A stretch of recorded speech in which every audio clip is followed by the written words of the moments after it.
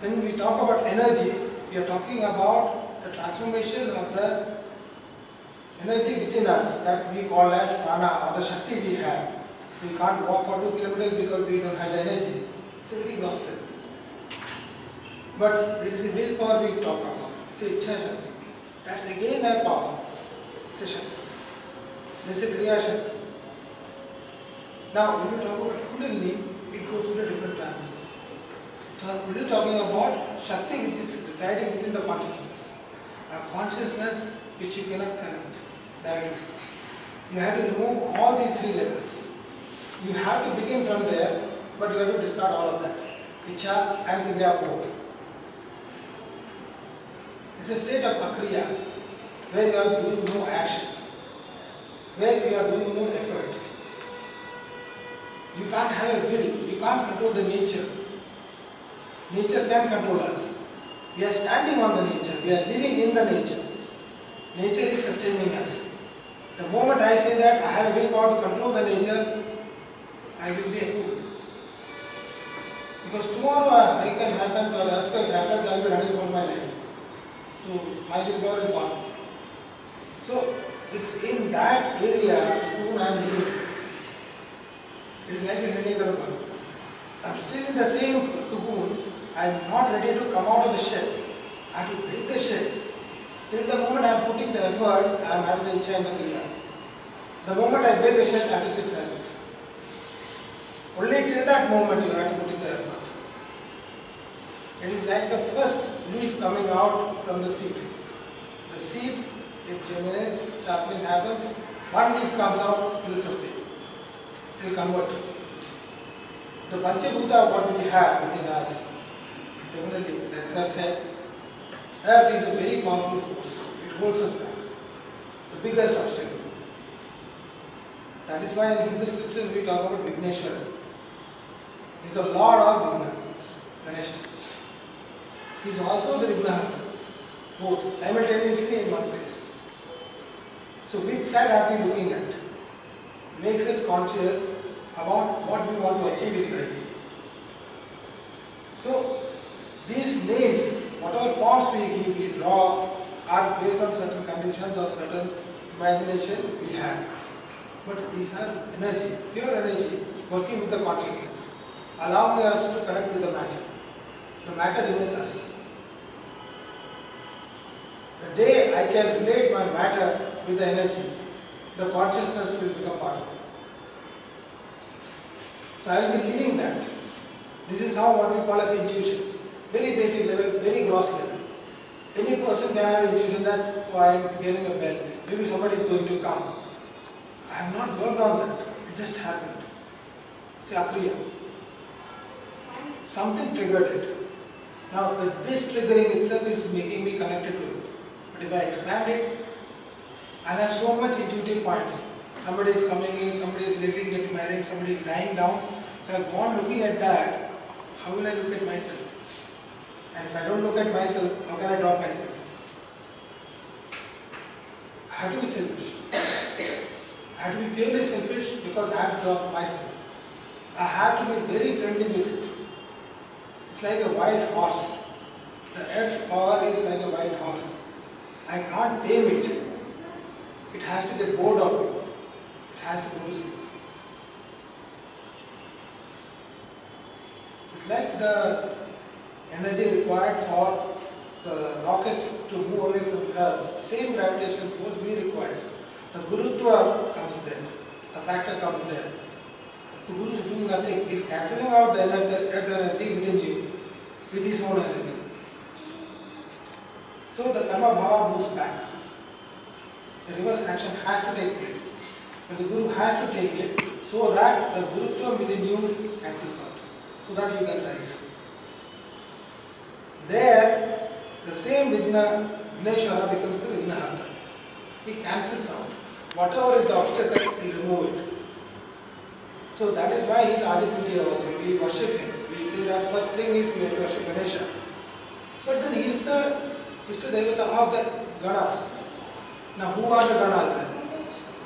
I am just taking one point because elaboration is too big. The Ganas, when you talk about, it works with our own elements, the tattvas. Now each element within us is working with us and against us.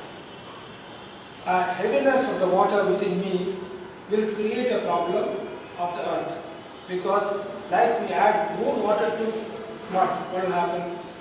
It will look like a cake, very good. Over a period of time, it will wash up the mud. That means my earth energy is gone. My water energy is also gone. Why? Because it's been polluted. Both the energies are mixed together. I can't find water, clear water there. I can't survive on the water. And the earth will not support me. So I lost my standing ground. What will happen? I'll have giddiness. The spine goes up. Lower back immediately goes up. The moment the lower back moves out, I'll be bedded. This is the force for me to get up. But the force is not there. That is the increasing of the water content. So the Gurutvam has to cancel out one by one.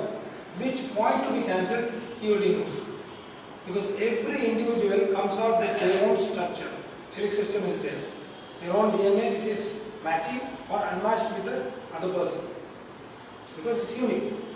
And there might be a genealogy which may be matching with certain other hereditary forms. But this genealogy cannot be dissected easily.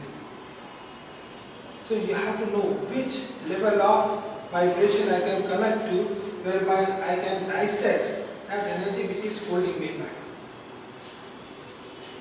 Either you work on yourself to understand which energy is holding you back, or the person who knows guides you to cancel it.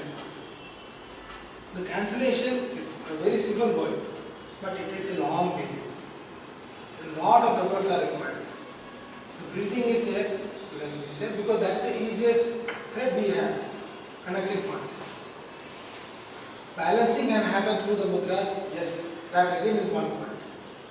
But our consciousness has to be rising continuously so that I can relate to both the things, the breath as well as the mudras. Or if I am doing dhyan, I have to connect with that. Just by connecting all these three, will I get the consciousness to be awakening the energy within me? Not very sure. Because always the consciousness creates a doubt. It works with the illusion. And the illusion can only be removed again by understanding which sutra you have to connect and touch and hold. This book definitely is not for beginners. Let me be very clear. It's not just talking about Shat Chakras, it's not just talking about basic nadis or granthis. This book is meant for people who want to go deep. About understanding the levels of consciousness. It's like talking about anatomy of the chakras. And this is first of the series. There will be another series which will be talking about the second part of it. The two books combined together will make one chakra anatomy complete. Covering 1052 chakras and 3900 nadis, which will be main nadis, and 360 granthis. For beginners, yes, there is another simplified book which is again coming up, and we have sessions for that, regular sessions, whereby people can participate, where techniques are taught for awakening basic chakras, nadis. Specific nadis and specific chakras can be worked upon. Kundalini is a separate thing altogether, where you have to do the sadhana. Continuous sadhana is required. And this sadhana has to be very focused, dedicated. People have to continuously work on it. We can't just take it very lightly. It's like actually having a radioactive material in your hand. You are playing with your own energy. You miss it, you can break your body. It has happened. Like if you look at it, India was always known. Three areas, three konas it was known. Assam, Bengal, Kerala. And most of these places were tantrics. And 99% of the tantric Arwat is nowhere comes. You have to know how to play. It's like playing with the nature. And when you play with the nature, you have to be ready for the repercussions also, and also the remedies.